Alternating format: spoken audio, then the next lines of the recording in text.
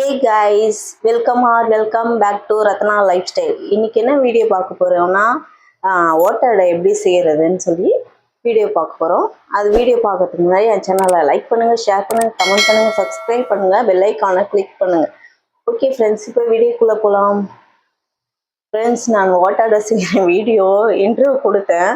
அதாவது மைக்கை ஆஃப் பண்ணி எடுத்ததுனால வாய்ஸ் சுத்தமாக கேட்கல. அதனால அதை டெலீட் பண்ணிட்டு இப்போ மறுபடியும் இதை பேசியிருக்கேன் ஃப்ரெண்ட்ஸ். அதனால என்னடா ட்ரெஸ்ஸு லாஸ்ட்டில் சேஞ்ச் ஆகுதுன்னு பார்க்காதீங்க. சரி, ஓகே ஃப்ரெண்ட்ஸ், இப்போ வீடியோக்குள்ளே போகலாம்.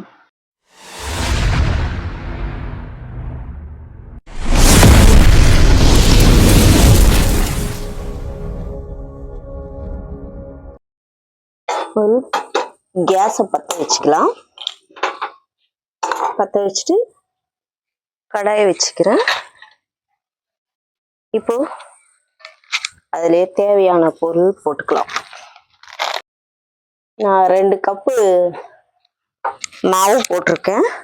அரிசி மாவு இதில் 2 கப்பு போட்டிருக்கேன். இப்போ அது கூடயே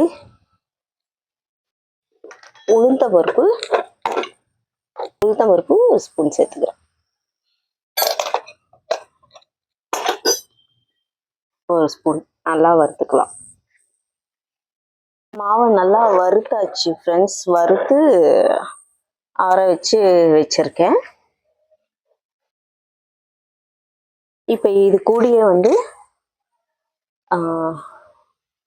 பூண்டை நான் நசுக்கி வச்சிருக்கேன். பூண்டு சேர்த்துக்கலாம், வாசனையாக நல்லா இருக்கும். பூண்டு சேர்த்துக்கிறேன். மிளகை இடித்து வச்சிருக்கேன், மிளகு சேர்த்துக்கிறேன். இதுக்கு தேவையான அளவுக்கு சால்ட்டு சேர்த்துக்கிறேன்.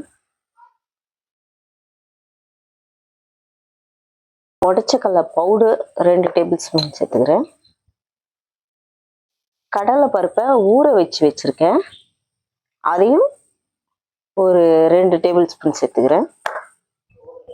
கருவேப்பிலையை பொடியாக கொஞ்சம் நறுக்கி சேர்த்துக்கிறேன். அப்புறம் காரத்துக்கு சில்லி ஃப்ளேக்ஸ் சேர்த்துக்கிறேன். 2 டீஸ்பூன் சேர்த்துக்கிறேன்.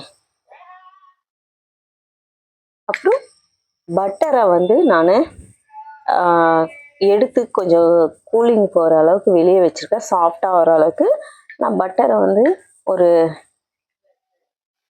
3 டேபிள் ஸ்பூன் சேர்த்துக்கிறேன்.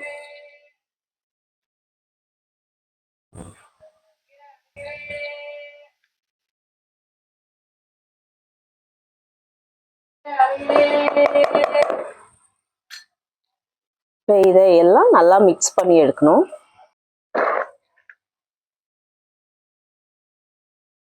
நல்லா மிக்ஸ் பண்ணிக்கலாம். இது ஃபுல்லா மிக்ஸ் பண்ணியாச்சு. இப்போ தண்ணி ஊற்றி நல்லா பிசைஞ்சு எடுத்துக்கலாம்.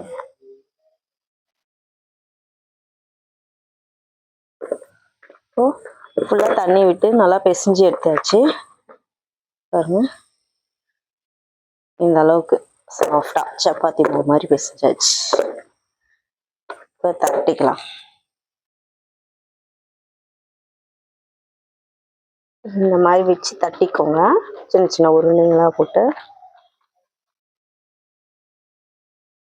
தட்டி எடுத்து வச்சுருக்கோம் பாருங்க. இந்த மாதிரி மொத்தமாக நம்ம தட்டி எடுத்து வச்சுக்கலாம். உருண்டை குட்டி குட்டியாக போட்டு பிடிச்சி வச்சிருக்கேன்.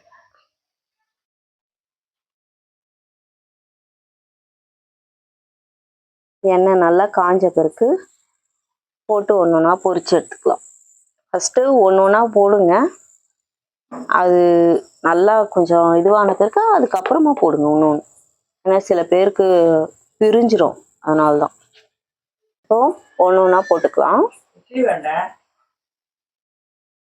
அது ஒரு உடையதான் பார்த்துட்டு போடலாம்.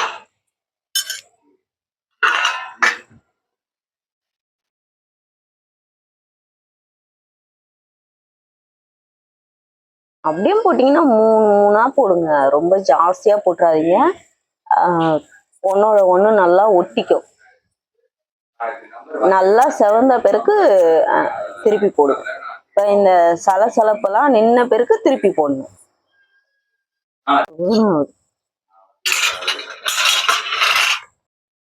இது திருப்பி போட்டுக்கலாம். பொறுமையா திருப்பி போடுங்க. நல்லா கொஞ்சம் கோல்டன் ப்ரௌனா நல்லா செவந்தவொடனே எடுத்துடலாம். எடுத்துட்டு அதே மாதிரி ஒரு 3 இல்லை நம்ம கடாய்க்கு ஏற்ற சைஸ்க்கு ஏற்ற மாதிரி 4 போட்டுக்கலாம்.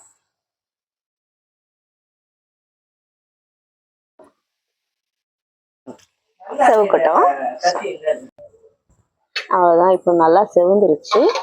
இதை எடுத்துடலாம். இதுக்கப்புறம் நம்ம ஒன்று போட்டு பொரிச்சுக்கலாம். நீங்கள் பாருங்க, நல்லா உடையாம பிரியாம வருது நல்லா.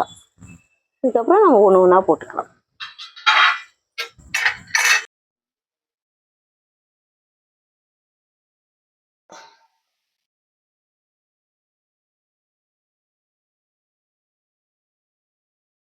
நல்லா சூப்பரா கிறிஸ்பியா வந்திருக்கு ஃப்ரெண்ட்ஸ். நல்லா